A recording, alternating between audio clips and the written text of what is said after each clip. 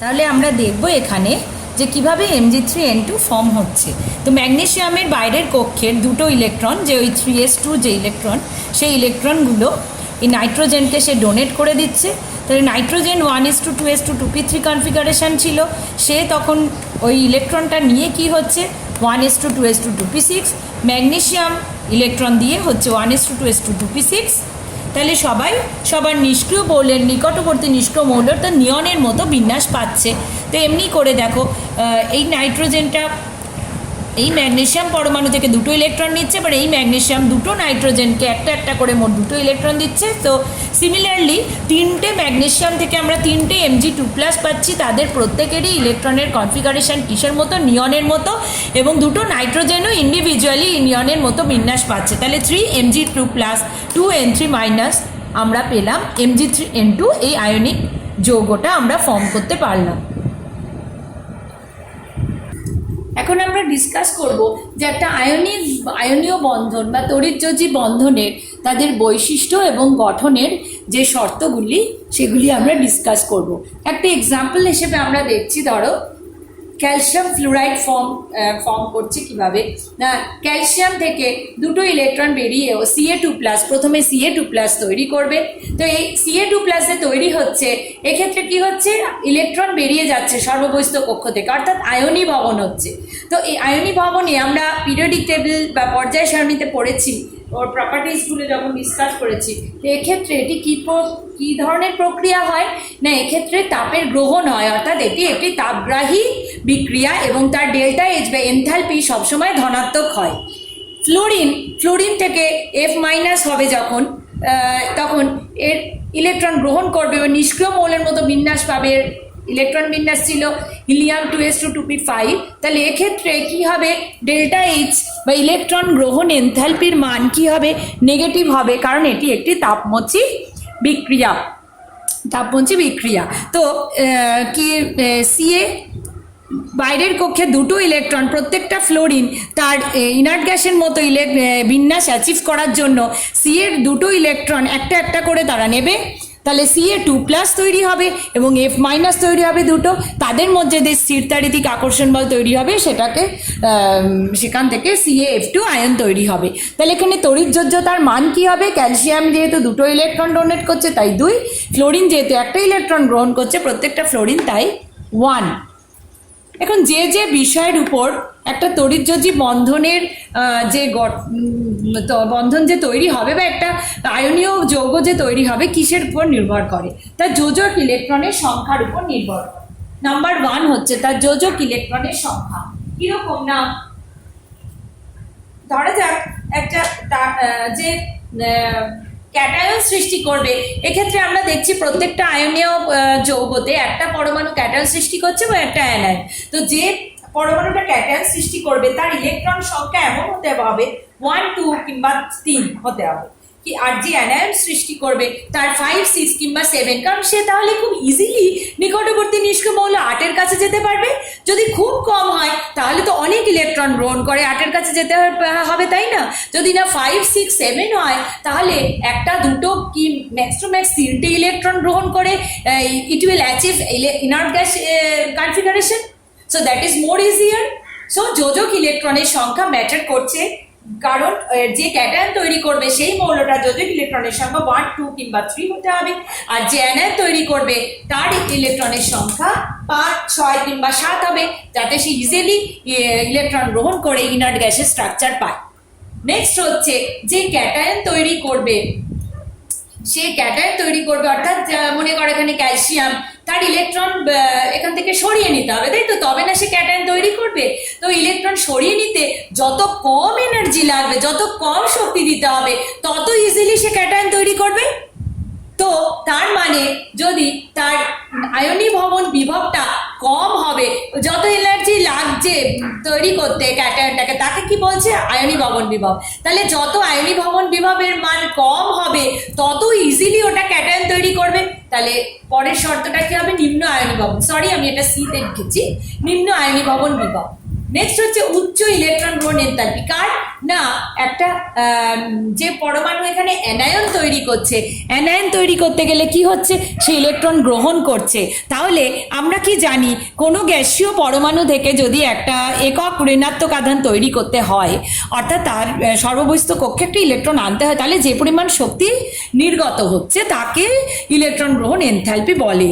তাহলে যদি যত সহজে ও ইলেকট্রনটাকে গ্রহণ করবে তত ওর হায়ার নেগেটিভ ভ্যালু হবে, অর্থাৎ উচ্চ ইলেকট্রন গ্রহণ এনথালপি হবে। তার মানে ধরো হ্যালোজেন, হ্যালোজেন তো 2s2 2p5, that is one short from inert gas element, মানে একটা নিলেই ও 2p6 পায়। তাহলে ওর ইলেকট্রন গ্রহণ এনথালপির মান কীরকম হবে, খুব বেশি হবে। তাহলে আমরা দেখব কি তড়িৎযোজী বন্ধন কাদের জন্য ফেভারেবল হবে না, একটা অ্যালকালি মেটাল যার নিম্ন আয়নীভবন বিভব, আর একটা হ্যালোজেন যার উচ্চ ইলেকট্রন গ্রহণ এনথালপি, অর্থাৎ যে সহজেই অ্যানায়ন তৈরি করতে পারবে। নিম্ন আয়নীভবন বিভব মানে সহজে ক্যাটায়ন তৈরি করতে পারবে, উচ্চ ইলেকট্রন গ্রহণ এনথালপি মানে সহজে অ্যানায়ন তৈরি করতে পারবে। তা আর নেক্সট কি, ক্যাটায়ন এবং সৃষ্টিকারী পরমাণুর আকার। ক্যাটায়ন সৃষ্টিকারী পরমাণুর আকার আমরা কি জানি যে একটা পরমাণু থেকে যখন ক্যাটায়ন তৈরি হয় তার রেডিয়াসটা ছোট হয়ে যায়, আর একটা পরমাণু থেকে যখন অ্যানায়ন তৈরি হয় তার রেডিয়াসটা বড় হয়ে যায়। তাহলে শর্ত হলো যত ক্যাটায়নের আকার বড় হবে এবং যত যত মেটালটার আকার বড় হবে যেটা থেকে ক্যাটায়ন তৈরি হবে, এবং যত এলিমেন্টের আকার ছোট হবে যেটা থেকে অ্যানায়ন তৈরি হবে, তত ভালো তড়িৎযোজী বন্ধন সৃষ্টি হবে। এটাই হলো শর্ত। তো নেক্সট এবং মোস্ট ইম্পর্টেন্ট একটা জিনিস হলো ল্যাটিস শক্তি বা জালক শক্তি। তোমরা শুনলে ভাববে এরকম জালক কথাটা কেন আসছে না, জালক কথাটা আসছে এটা আমরা কিন্তু আগে পড়েছি। এই যে স্থিরতাড়িতিক আকর্ষণ বলে আয়নীয় যৌগ তৈরি হচ্ছে, এই স্থিরতাড়িতিক আকর্ষণ বল এটা কিন্তু অ্যাকচুয়ালি কোনো বল নয়। এটা কি হচ্ছে না, একটা স্থিরতাড়িতিক আকর্ষণ বলেও আটকে রেখেছে দুটো আয়নগুলোকে। তো সেই আয়নগুলো কি করে, একটা ডেফিনাইট তাদের স্ট্রাকচার আছে, সেই পৃথক যে স্ট্রাকচার, যে জ্যামিতিক আকার রয়েছে সেই স্ট্রাকচারে, তাকে ল্যাটিস বলা হয়। অর্থাৎ ল্যাটিস ইজ হোয়াট, ল্যাটিস হচ্ছে 3D অ্যারেঞ্জমেন্ট অফ ক্যাটায়ন আর অ্যানায়ন, ক্যাটায়ন আর অ্যানায়নের ত্রিমাত্রিক বিন্যাস। তো এই ল্যাটিসটা তো ফর্ম করছে মানে এই ক্যাটায়ন আর অ্যানায়ন থেকে ল্যাটিসটা যে কিভাবে ফর্ম করছে সেটা আমরা বুঝবো। এবং এই ল্যাটিসটা ফর্ম করতে গেলে এক মোল ওই NaCl তৈরি করতে গেলে, Na+ আর Cl- থেকে যে এক মোল NaCl তৈরি করতে গেলে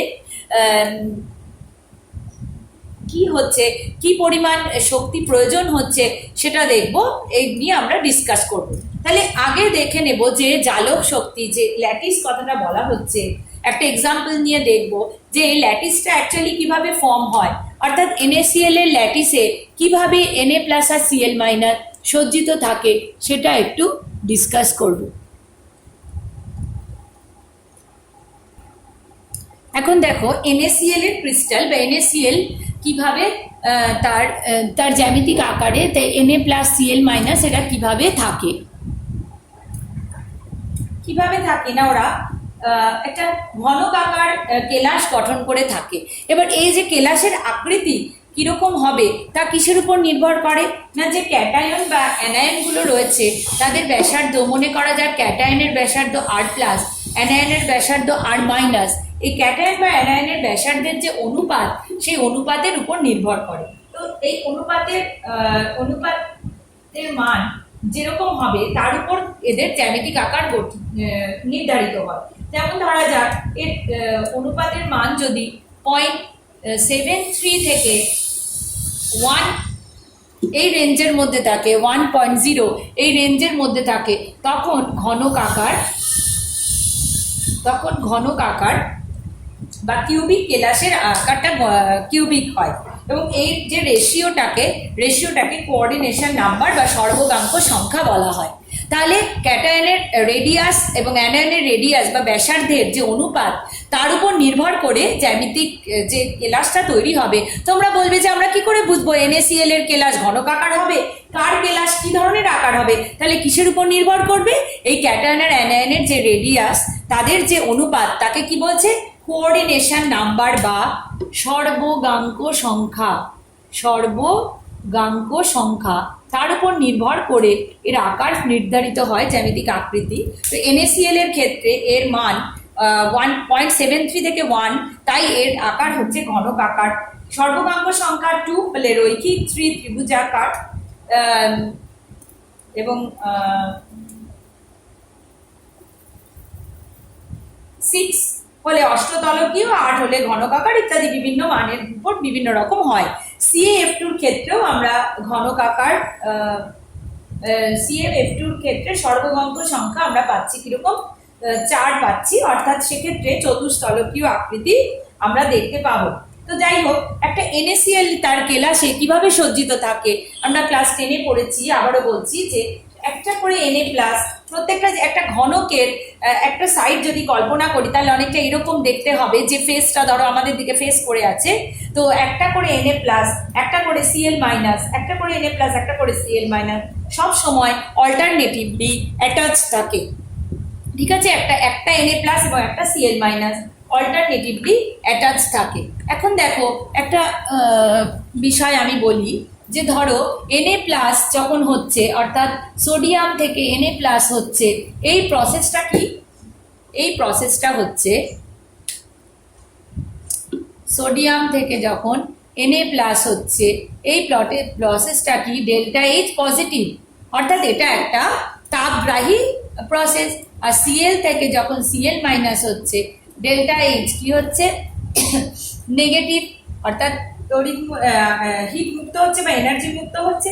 তো সোডিয়ামের ক্ষেত্রে এই প্রথম ধাপের মান হচ্ছে 495 কিলোজুল পার মোল, অর্থাৎ সোডিয়ামের আয়নি ভবন বিভব, প্রথম আয়নি ভবন বিভব।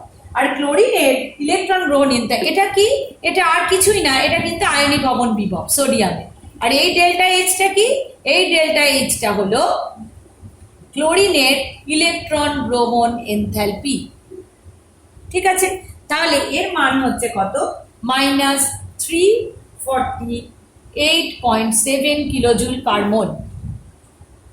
তাহলে আমরা কি বলবো, যদি জিজ্ঞেস করা হয় যে Na+ আর Cl- থেকে যদি একটা NaCl কেলাস তৈরি হয়, তাহলে কি এদের যোগফল যতটা ততটাই এনার্জি এখানে ইনভলভ হবে, অর্থাৎ এর যোগফল করে যেটা হয় তাহলে কত, 147.1, প্রায় এত কিলোজুল পার মোল। তাহলে তো পজিটিভ ভ্যালু হচ্ছে, অর্থাৎ এখানে শক্তি মুক্তির কোনো ব্যাপার নেই, শক্তি গ্রহণ হচ্ছে। কিন্তু তা নয়, অর্থাৎ এই যে একটা Na+ বা Cl- হলো, অর্থাৎ অষ্টক সূত্র আমরা ফলো করলাম, দিয়ে একটা ক্যাটায়ন তৈরি করলাম বা একটা অ্যানায়ন তৈরি করলাম, দ্যাট ইজ নট এনাফ। ঠিক আছে, একটা ক্রিস্টাল ফর্মে যেতে গেলে বা একটা ল্যাটিস তৈরি করতে গেলে দ্যাট ইজ নট এনাফ। তাহলে আমাদের এখানে কি করতে হবে, ল্যাটিস এনার্জি বা জালক শক্তিকেও কনসিডার করতে হবে। তার মানে কি, এই যে Na+ বা Cl- হলো, এরা কি ঘুরে ঘুরে বেড়াচ্ছে না, তারা তো কি একটা ঘনকাকার সুন্দর একটা কেলাসের মধ্যে সুন্দরভাবে সজ্জিত হচ্ছে। এই যে সজ্জিত হচ্ছে, এই যে অর্গানাইজড হচ্ছে, এটার জন্য শক্তি নির্গত হচ্ছে, অর্থাৎ এই যে স্টেবিলিটি পাচ্ছে তার জন্য শক্তি নির্গত হচ্ছে, এবং এই শক্তিকেই আমরা বলছি ক্রিস্টাল ল্যাটিস এনথালপি বা ল্যাটিস শক্তি। তো এই ল্যাটিস শক্তি তাহলে এর উচ্চ মান কি করছে না, কেলাস গঠনের সম্ভাব্যতা বৃদ্ধি করছে। অর্থাৎ এই ল্যাটিস শক্তির মান যত বেশি হবে, তত আয়নীয় কম্পাউন্ডটার যে ফর্মেশন সেটা তত ফেভারেবল হবে বা তত ভালোভাবে আয়নীয় যৌগটা তৈরি হবে। তো এই যে ল্যাটিস শক্তি বা জালক শক্তি, এর মান কিভাবে নির্ণয় করা যায়, এর মান কিন্তু কোনো নির্দিষ্ট ডাইরেক্টলি নির্ণয় করা যায় না, বর্নল্যান্ড সমীকরণের সাহায্যে এবং বর্ন-হেবার সাইকেলের সাহায্যে নির্ণয় করা যায়। তো এই বর্নল্যান্ড সমীকরণটা কি, U = -a² z + z - n / r × 1/1 - a। এ হলো ম্যাডিলাক কনস্ট্যান্ট বা ধ্রুবক, এটা যে কোনো ল্যাটিসের জন্য আলাদা আলাদা মান হয়। n অ্যাভোগাড্রো সংখ্যা, বর্ন এক্সপোনেন্ট হচ্ছে n, এর মানও ধ্রুবক। Z + z- হলো ক্যাটায়নের আধান বা অ্যানায়নের আধান, E হচ্ছে ইলেকট্রনের আধান। আর এখানে যে আর বলা হচ্ছে, আর হলো কোনো কেলাস জালকে উপস্থিত একটা ক্যাটায়ন ও তার পার্শ্ববর্তী যে অ্যানায়ন তার মধ্যে যে দূরত্ব, সেই দূরত্বকে বলা হচ্ছে।